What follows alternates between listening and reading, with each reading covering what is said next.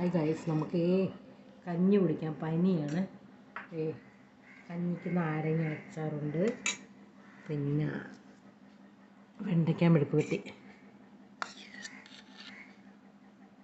വായിക്ക് ചൊവ്വയില്ല ഗൈസ്.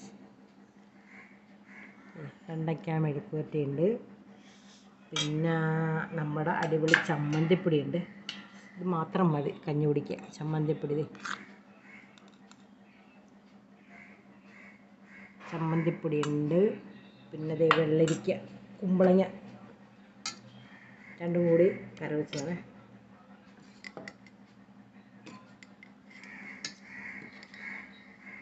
കുമ്പളങ്ങ കറി എല്ലാവരും നമുക്ക് കഞ്ഞി കുടിക്കാം.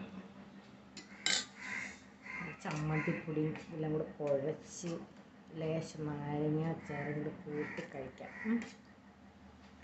വേണ്ട നോക്കാം കേട്ടോ.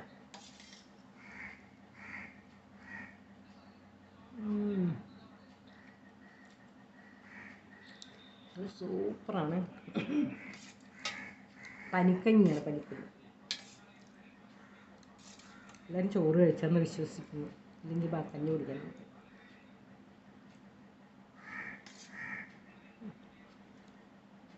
കൊള്ളാം, അടിപൊളിയാണ്. പനിക്ക് കഞ്ഞി കുടിക്കണം.